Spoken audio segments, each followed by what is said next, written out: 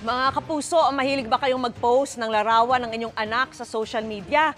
Nagbabala po riyan ang isang grupo dahil posible raw samantalahin yan ng ilang individual at gamitin sa mga malalaswang content sa pamamagitan ng Artificial Intelligence o AI.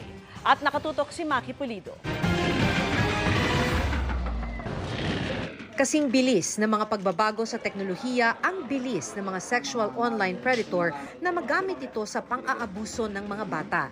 Pati artificial intelligence o AI nga nagagamit na raw sa sexual abuse ng kabataan ayon sa Council for the Welfare of Children.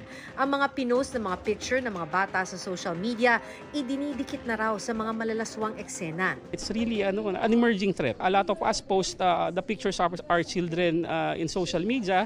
They can capture perhaps the image of your child and fuse it with a not so good image or a child sexual abuse or exploitation material. Wala pang naiulat na kaso sa Pilipinas pero dahil nangyayari na sa ibang bansa, binabantayan na ito. Kaya mag-ingat daw sa pagpo-post ng mga picture ng bata lalo na kung ito ay public account. Exercise restraint and not to scare the people or the public but just to create awareness that online sexual abuse and exploitation or the creation of child sexual abuse and exploitation materials is really there. Dahil hilig naman mag-usap ng mga kabataan gamit ang mga emoji, pati raw ito ginagamit na ng mga online sexual predator. Ayon sa NGO na Bahay Tuluyan, binigyan na ng ibang kahulugan ng mga sexual predator ang mga emoji. Dahil technology to, kadalasan nauuna yan At tayo naghahabol tayo, pero ginagawa namin ng pinakamabuti na mahabol ang mga trends, ang mga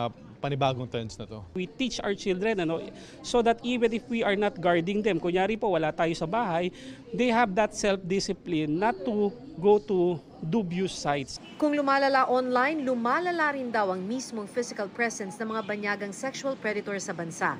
Kung noong 2022, 14 na foreign sex offender ang naaresto ng Bureau of Immigration, 171 na noong 2023. Naharang sa airport dahil registered sex offender ang mga ito.